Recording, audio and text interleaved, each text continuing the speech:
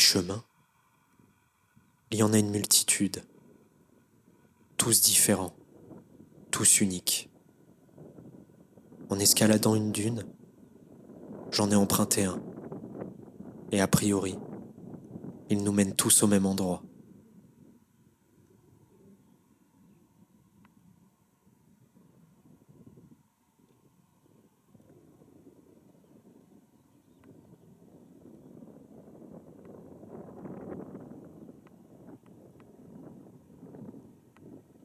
Je vous souhaite la bienvenue au pays du ciel bleu.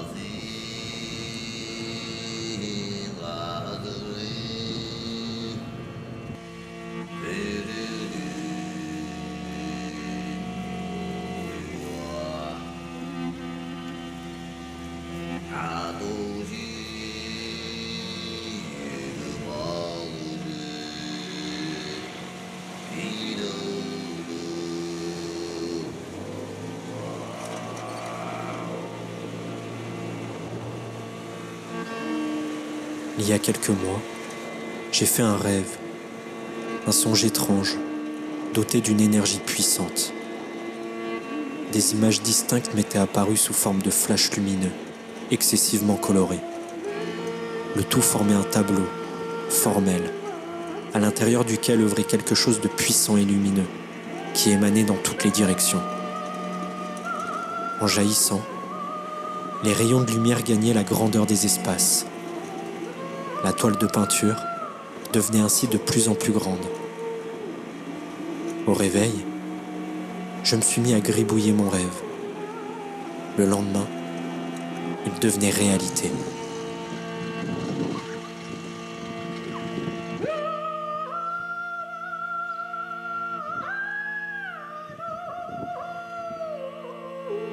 C'est ici que débute mon périple, mon voyage, à la recherche du mystérieux et étincelant tableau.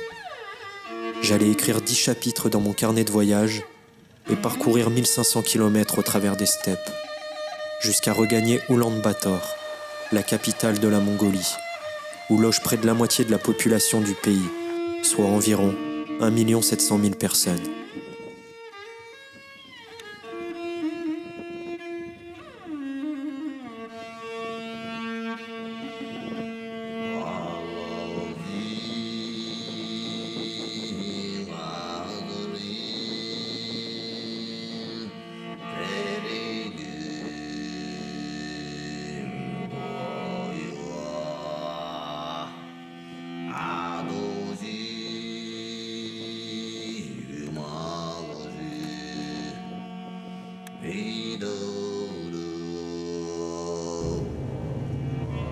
Ici, c'est la culture kazakh qui prédomine.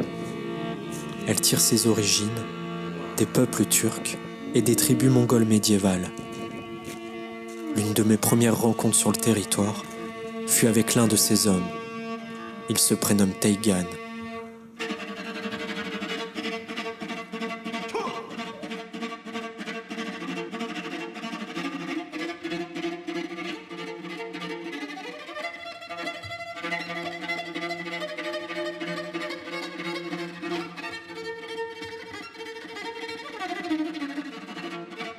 Il a commencé à dresser un aigle il y a maintenant plus de 10 ans.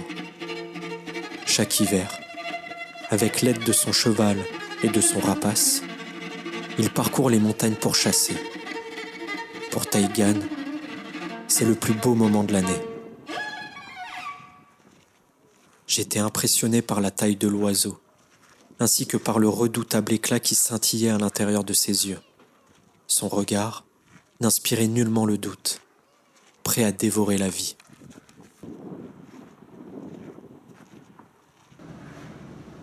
Après m'avoir fièrement montré son aigle, du bout des doigts, Teigen m'indiqua une direction, celle où je trouverais une yourte, habitée par une famille, qui m'accueillerait pour le repas. Puis, l'homme prit la route du village voisin, et d'un signe de main, naquit un adieu.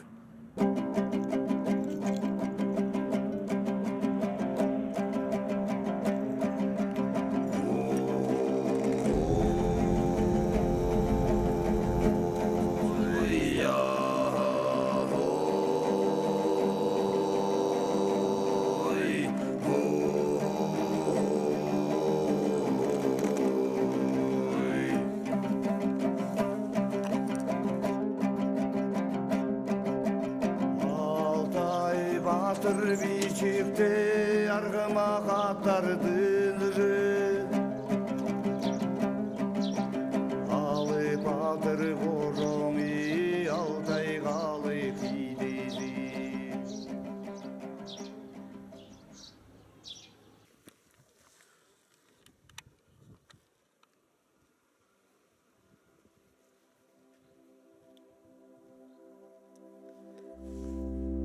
Quelques dizaines de kilomètres après mon départ, à la lisière du lac de Tolbo, un troupeau de yaks. Doucement, je me rapproche. Mes pas caressent le pâturage, tentant ainsi de faire taire ma présence. Mais malgré mes efforts, du coin de l'œil, les bêtes m'observent. Le temps d'échanger un regard, j'ajuste la mise au point, et en un clic, le présent s'inscrit dans les rouages de l'Éternel. Rapidement, le troupeau s'est resserré et a pris la direction du lac. Les rayons du soleil effleurent leurs douces toisons qui baignent avec joie dans l'eau cristalline. Ils perforent la silencieuse étendue qui, durant l'hiver, se transforme en une gigantesque plaque de glace. Peu de temps après, le lac a retrouvé son équilibre.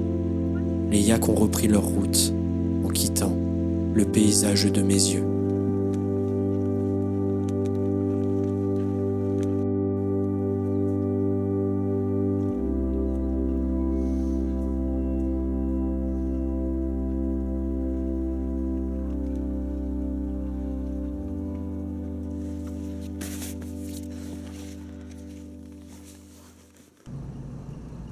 Le lendemain, après avoir repris la marche, dans le creux d'une pensée, la yourte est apparue. Toute une famille m'accueille à bras ouverts.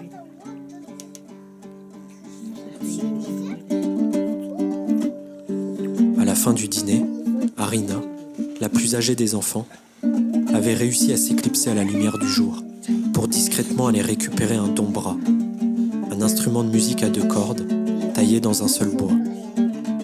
Lorsqu'Arina se mit à jouer, pour l'écouter, même la terre avait cessé de tourner.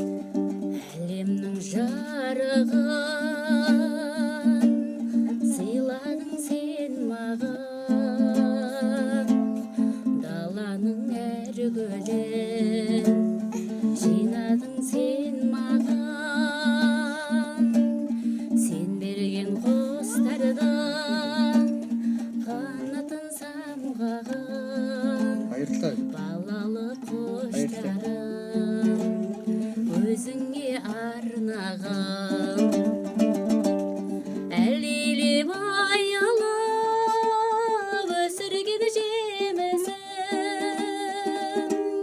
самал жел саяба құшағың мен үшін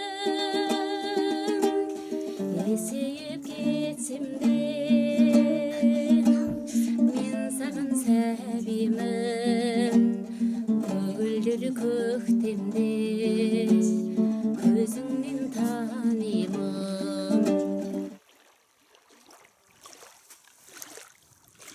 Jamais je ne pourrais oublier le scintillement des étoiles à l'intérieur de ses yeux. L'entièreté du cosmos s'était réunie pour tendre sa main, et croiser son regard, c'était déjà la saisir. Elle portait en elle l'amour du monde, l'ordre de l'univers. Un seul de ses sourires suffit à éclairer plusieurs visages éteints à raviver les flammes des espoirs perdus, ensevelis sous les océans de nuit. Désormais, je savais que plus rien ne serait pareil, car un voyage nous rapproche à tout instant de notre véritable nous-mêmes, s'apparentant presque à un autre, en étant parfois si loin de nous.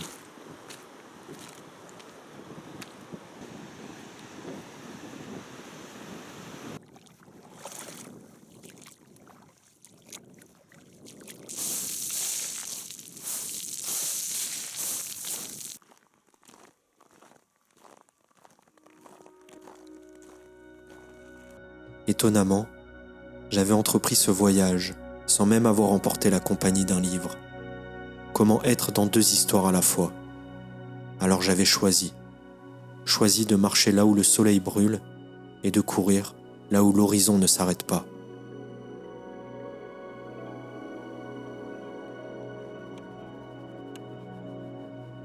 Là où la terre est la maison des hommes, le ciel est sa fenêtre. En y posant notre regard, on y trouve le prestige de l'existence. Ici, les hommes ont tout, car ils sont dépourvus des grands riens. On les appelle les nomades, je les appelle les amoureux de la vie.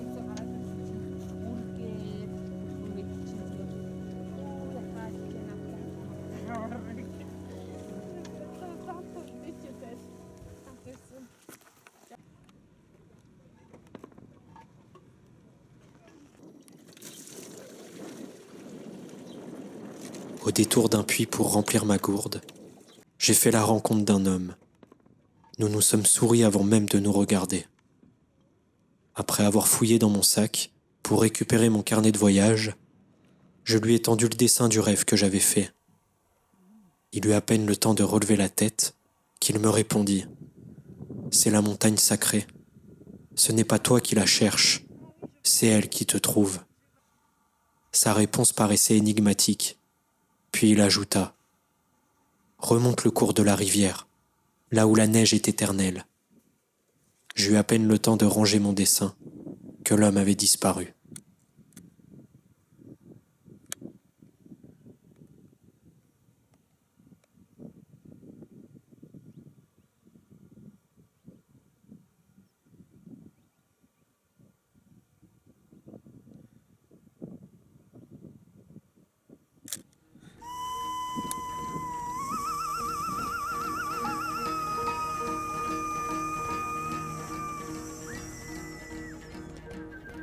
J'entendis au loin, dans le creux du silence, un léger clapotis. La rivière était toute proche, allongée derrière une vallée. Bientôt, une fois dévêtu de mes craintes, je me baignerai dans mes espoirs. Mais l'heure est à la fin. Je m'arrête alors au pied d'une yourte, et les amoureux de la vie m'invitent au repas. Du thé au lait, de la vodka fraîchement distillée, et un plat de pâtes cuisiné avec du mouton. J'en profite pour recharger la pellicule de mon appareil photo, cette petite machine voleuse de lumière, offreuse de souvenirs.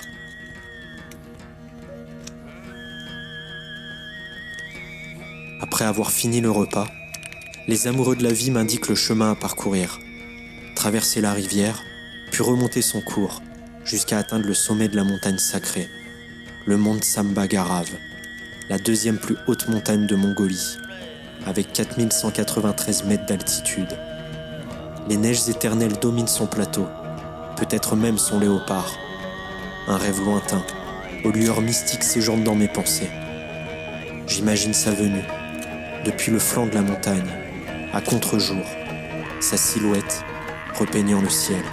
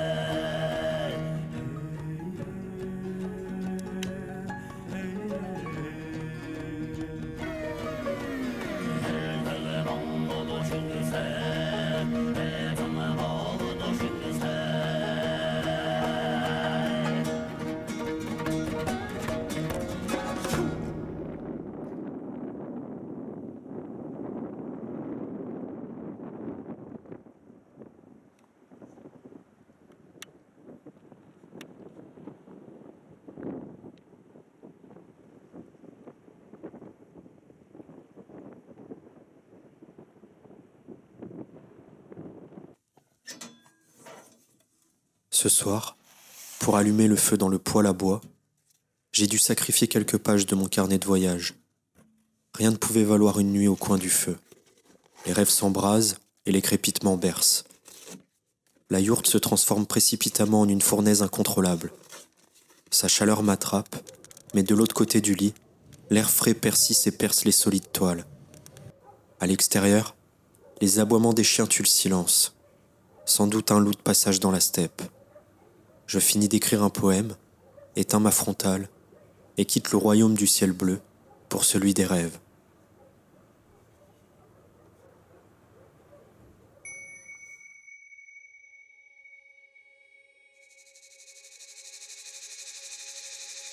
L'aube de la rivière s'éteint, un souvenir empreint d'amour. La steppe rêvera de mes mains, je lui offrirai chaque jour.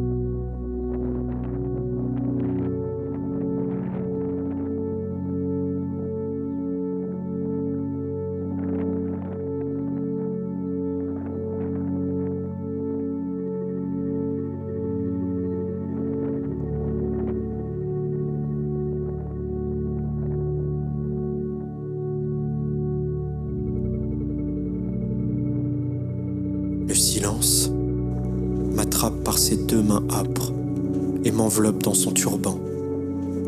J'avance dans cette étendue granuleuse à la perspective aride, sous un soleil fiévreux qui tente frénétiquement de dessécher mes espoirs. J'étais venu pour trouver les détails, les oubliés des paysages et des cœurs. Sur le sol, des grains de sable. En me rapprochant, j'ai pu trouver la poussière du temps. Elle peint les sols de manière irrémédiable, et le vent, en s'accommodant de sa plume, avait écrit et écrira mieux que quiconque.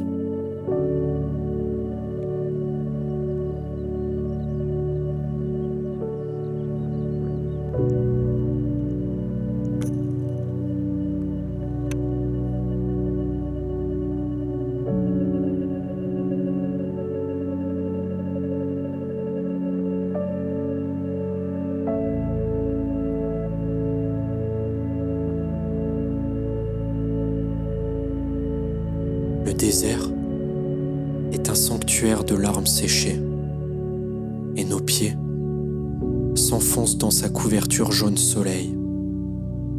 Des vagues de sable se dessinent sous les traits du vent. Mais qui a décidé de dessiner ce joli dessin? Les pas s'alourdissent, mais qu'il est bon d'enfin prendre le temps.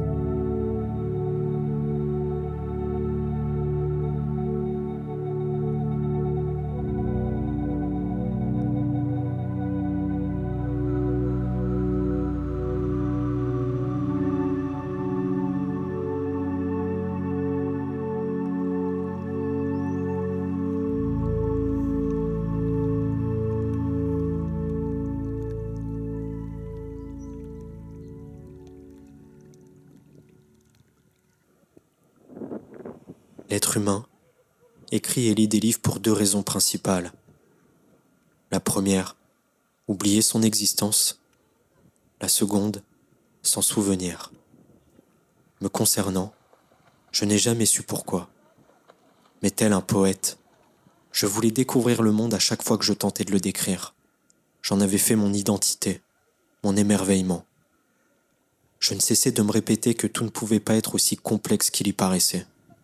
que la beauté du monde pouvait être la raison de l'existence de la vie, qu'une interdépendance fondamentale était nécessaire entre les beautés qui nous entourent et ceux qui les contemplent, les deux s'affirmant en devenant le miroir l'un de l'autre, créant ainsi une unité, un équilibre, qui est pour moi le précieux joyau de la vie.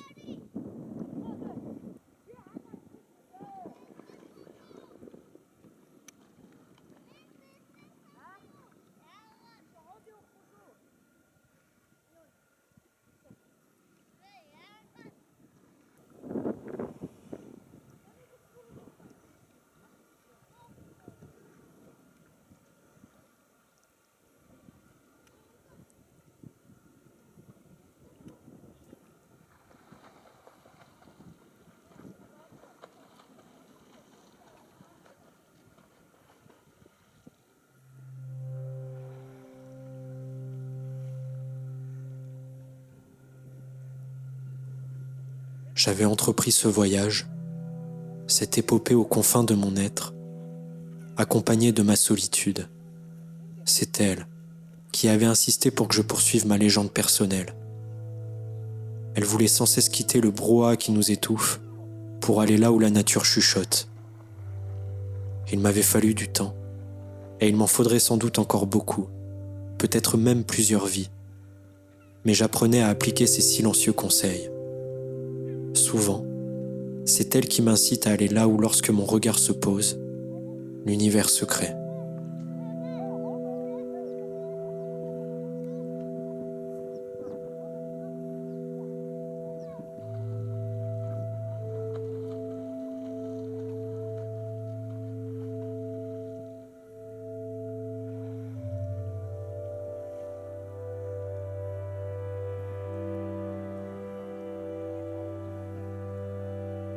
Les habits que je porte le jour me servent d'oreiller la nuit. J'aimais amoureusement cette idée. Parfois, j'ajoutais mon carnet de voyage, convaincu qu'en m'endormant sur mes mots, il s'inviterait ainsi à s'écrire dans mes rêves.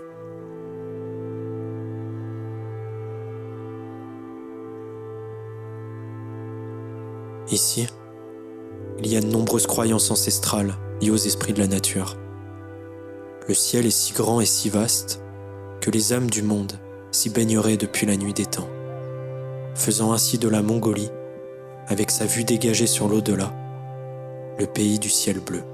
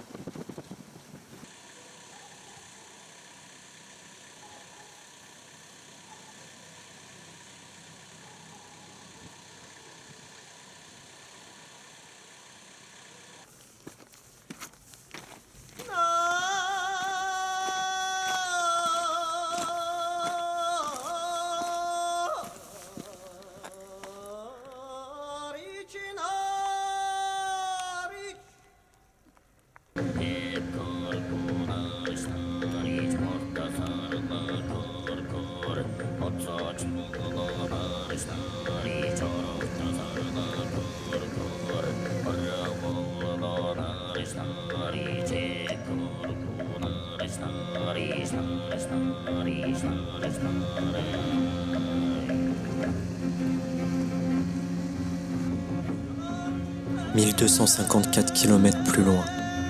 Me voilà un peu plus près de mon rêve. Je suis enfin arrivé à Erdenzu, le plus ancien et célèbre monastère bouddhiste de Mongolie. Il fut bâti au XVIe siècle, à la suite de la venue d'un moine tibétain invité par un chef militaire. J'ai longtemps rêvé fouler ce sol, chérir son ciel, espérer pouvoir photographier ce lieu emblématique sous tous les angles. Mais aujourd'hui, le soleil est loin d'être au rendez-vous et la pluie pleure en fine pellicule. Pourtant, j'étais si reconnaissant de vivre cet instant porté de grâce qui, sans trêve, illuminait ma joie de vivre. Je ne le savais pas encore, mais les 2 prochains jours accueilleront un véritable déluge. Les routes seront impraticables et de ce fait, le destin me fera faire demi-tour. J'avais connu le bonheur d'aller à Erdenzu. Désormais, j'allais connaître la joie de pouvoir y retourner.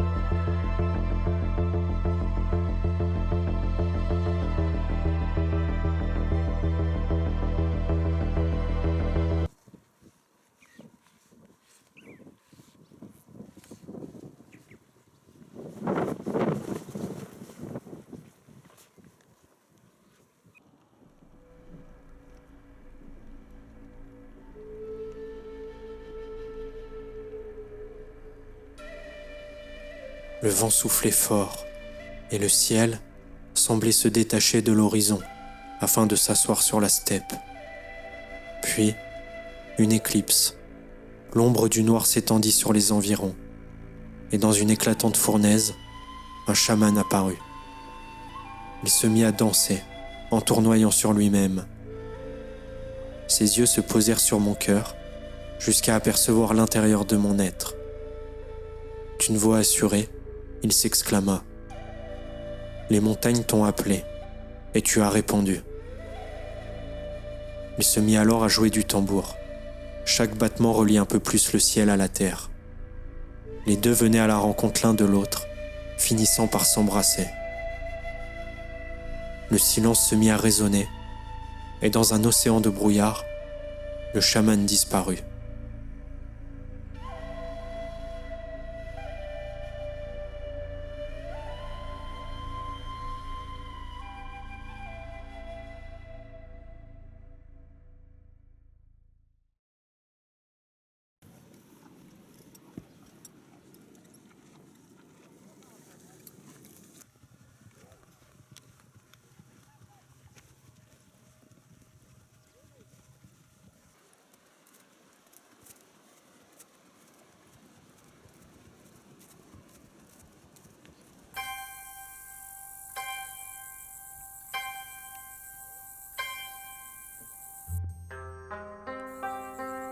Au loin, perché en haut de la montagne, mon rêve, il était là, à quelques centaines de mètres.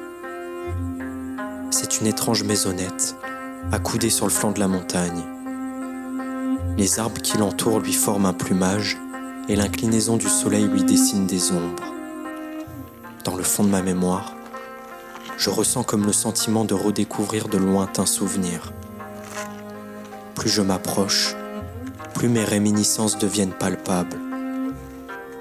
Finalement, je n'étais peut-être pas venu pour découvrir, mais plutôt pour retrouver.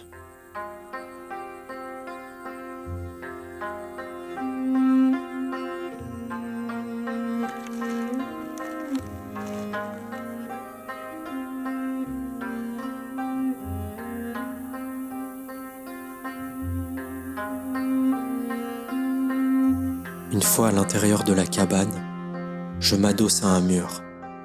Face à moi, il y a le tableau de mes rêves. Tels deux miroirs l'un face à l'autre, contempler les profondeurs de mon être revient à contempler l'expansion de l'univers. Alors je regarde.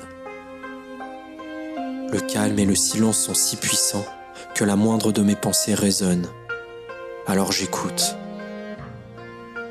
La roche des murs qui entourent le tableau avait bravé les guerres, les forces de la nature ainsi que les siècles. Elle laissait s'échapper le doux parfum victorieux du passé. Alors je sens. Quelques gouttes de pluie transpercent le plafond et s'écrasent sur le sol. Alors je les touche. Si je les rapproche de mes lèvres, j'embrasse le ciel. Alors je goûte.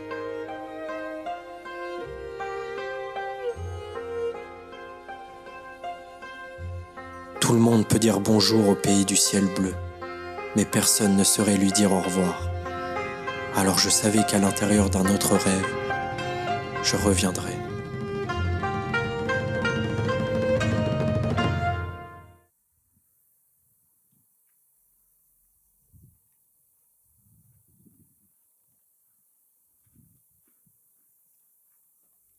J'ai qu'un seul lit, c'est celui de la Mongolie. J'ai qu'un seul lit, c'est celui de la Mongolie. J'ai qu'un seul lit, c'est celui de la Mongolie.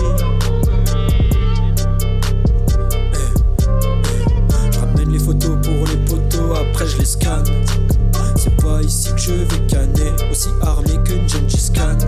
J'ai écrit poème